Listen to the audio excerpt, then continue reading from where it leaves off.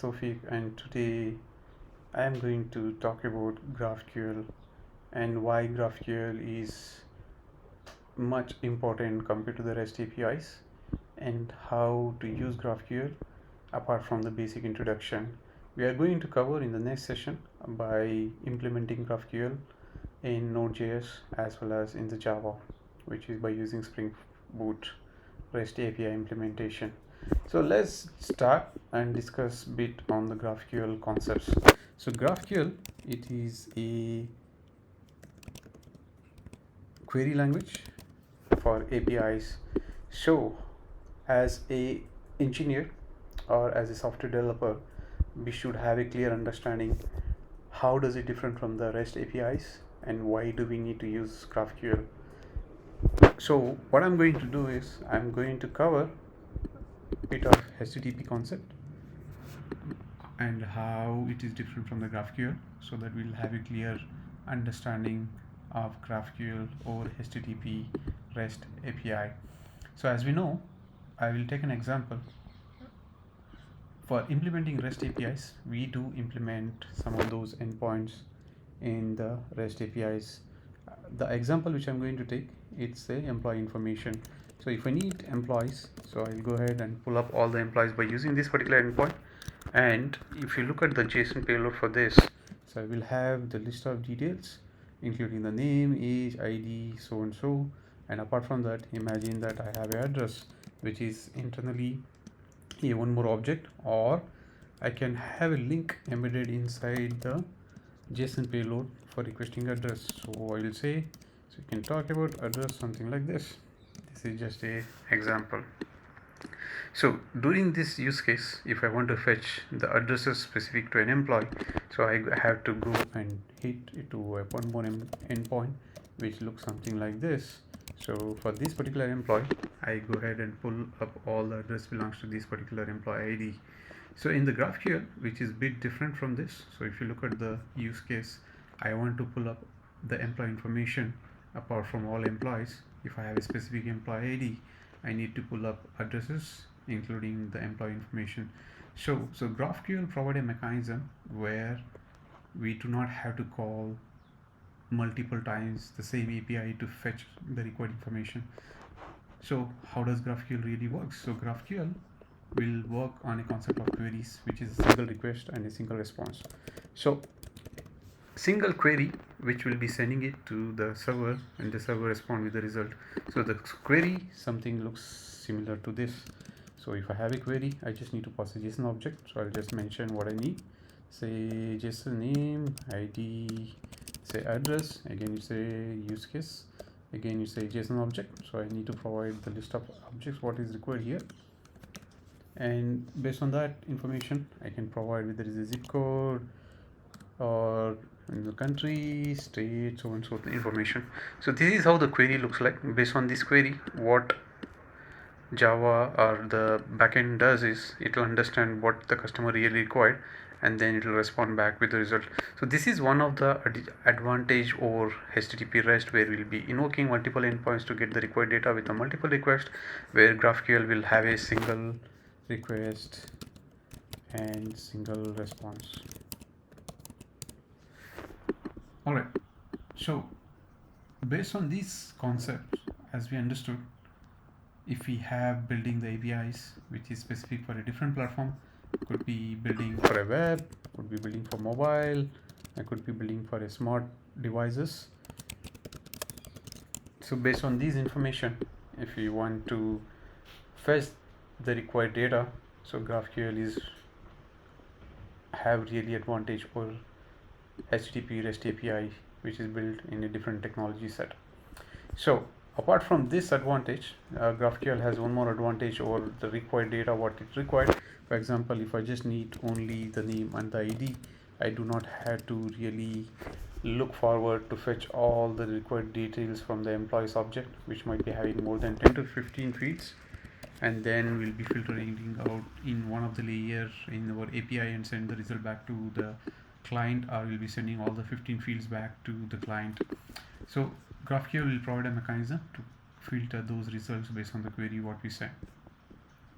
So GraphQL come up with a bit of scalar types, so which I'm going to cover, which is the basic understanding of how GraphQL really works.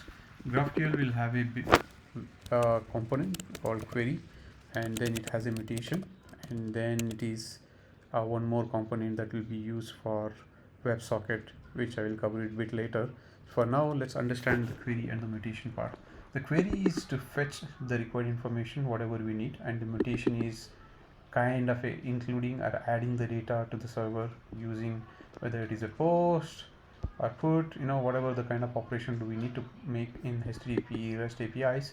The similar concept is applicable for mutation. So based on this understanding, and GraphQL support the scalar types. These are the different scalar types GraphQL support, and very simple. If you have already a programming language understanding, the basic types is always applicable to the other programming as well. So for this GraphQL, so we'll be using int, float, boolean, string, and then we'll have our own user defined data types. Alright, so I'm using draw.io, which is basically I just wanted to present in a kind of a diagram to understand the GraphQL concepts.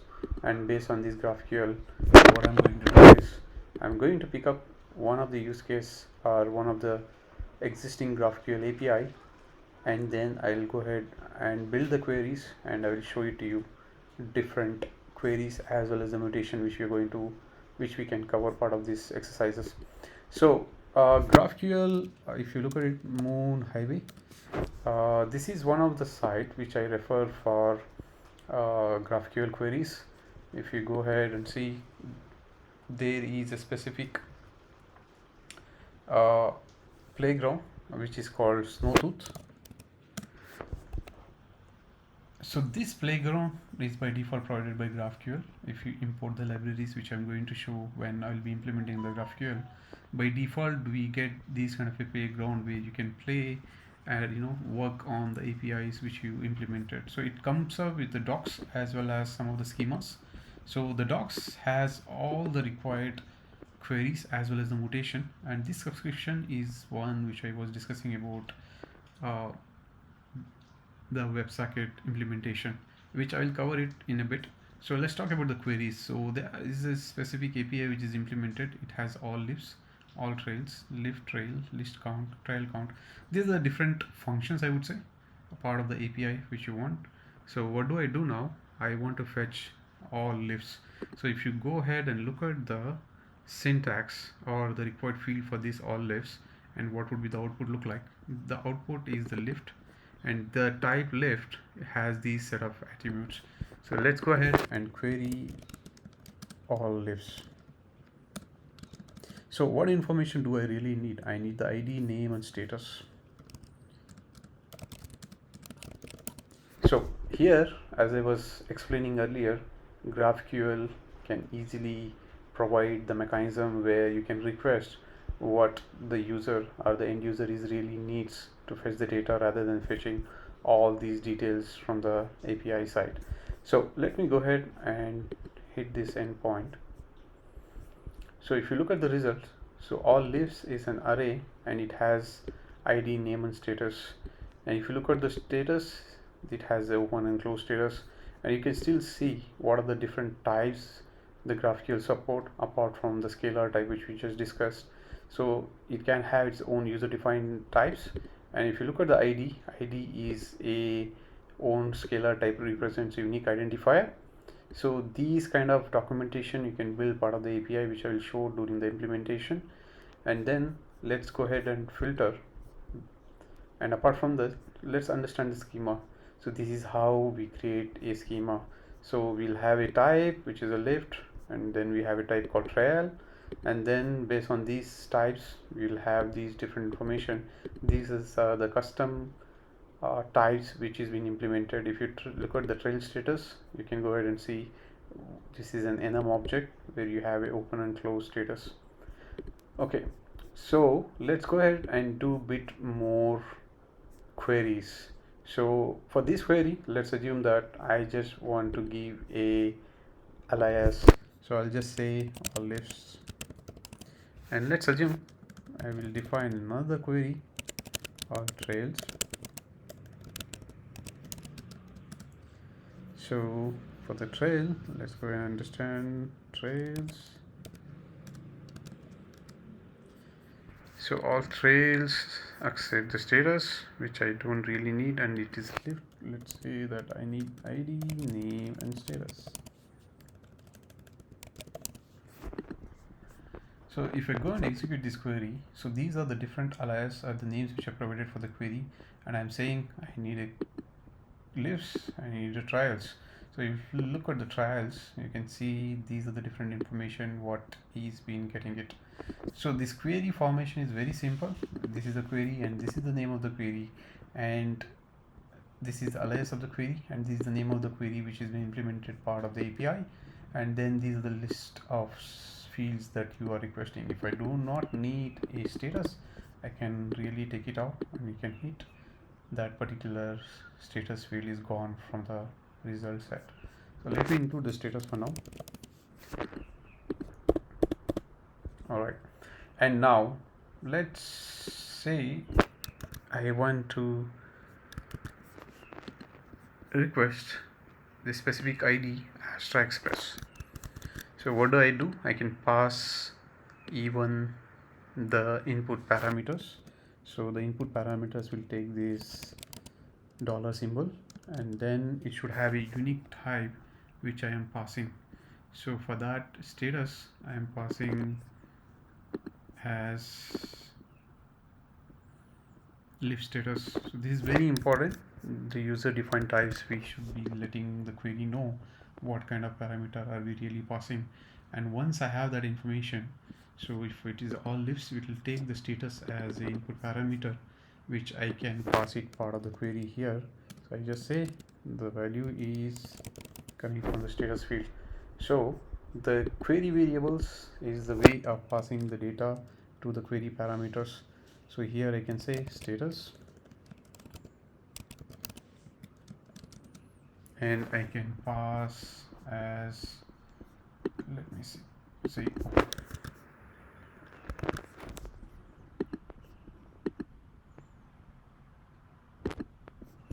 okay. So if you look at it, it is giving an error here. So let me take out for it now. I'll just take it out. Okay, so these are the open queries, or the open lives. Based on this status, we are trying to filtering it out. So further to that, we can even have a different query set where we can get a lift count. So if I just need the lift count, I'll just go ahead and include, let's say, lift count. So I'll get the lift count 11. So 11 includes even the open and the closed. Now if I want to filter the lift count with the open status, I can go ahead and do that. Alright, so I'll just take out this one. Let me try to remove all this. I'll just want to check the lift count values. Now let's take it out. So these are the different lift count what we have. Even we can define it as a trial count if you need. Say trial count. So 71. So here you can see there is a list of queries and the mutation. This mutation is used to change the values on the server side, and then subscription is for the WebSocket. So let me try to filter a particular lift with an ID. So if you look at it, the lift is taking an ID as an input parameter. So what I will do is I'll go ahead and have this all lifts, and I'll put up this Astra Express, which is currently in a closed status.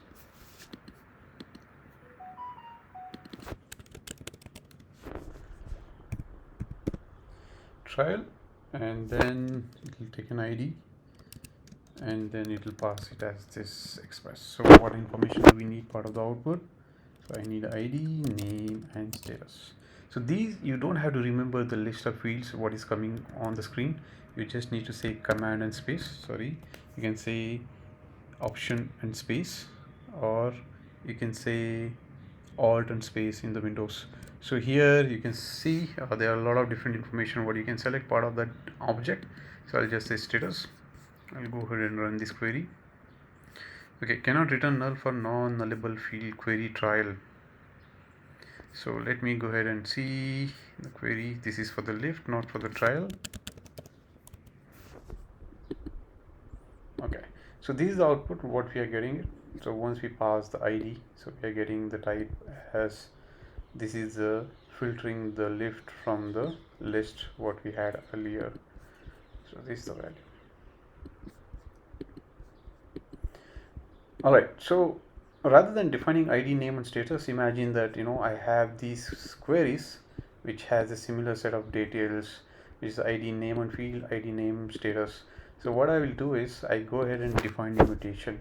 It's not mutation, it's called fragment.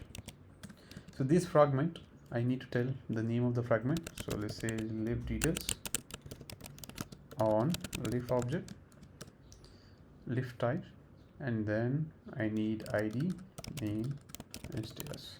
So if you already worked on a JavaScript, so you might be knowing the spread operator. So I'll just say lift details. So if I go ahead and query this, and the output is similar. So let me go ahead and pull up a different ID. It's a JazzCat, and based on that we'll try to filter the data. Alright, so if you look at it, the status is open. In the mutation I'm going to change the status or update the name, and for now this fragment is very helpful in terms of reusability. Define the fragment, give a name, and define the type which we are defining a fragment for, and based on that it will go ahead and pull up the details and use it wherever is necessary to be used. Alright, so let me work a bit on the mutation part. So as I said earlier, mutation is kind of a update or create operation. So for now here you can see there are two different operations. Let's set lift status, set trial status. So what I'm going to do, I'm going to set this lift status. Say mutation, it will always the update create operation start with mutation, and then you can give a name if you need it here. For now let's continue, and then say lift status. So now it is requesting an ID and the status. So if you look at it at the right side, it has an ID and a status field. So let me go ahead and give an ID, which is basically, I'll pull up JazzCat, which is a token status, and I will just say I need a status. So the status should be say closed. Alright, so in the return I need a name and say ID and CSV. So we're getting an error saying cannot represent non-enum value. Did you mean the value closed? So it means we need to have a status for the lift status. Let's go and understand from the documentation. It has a lift status and the lift status is closed. So the close is not a string, it's an enum. That is why it's complaining. So let me go ahead and build it. So if you look at it, the status is closed. Let me go back to the API. It was previously open, now it's closed. And all lifts, this is the one which is at the right now it's open status. Let me go ahead and put lifts. So right now it is closed. So these are the different ways which we can modify the values, and this is specifically called mutation.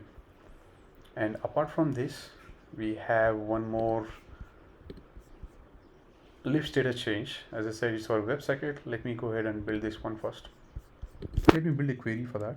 So for that, it's called subscription, and say lift status change.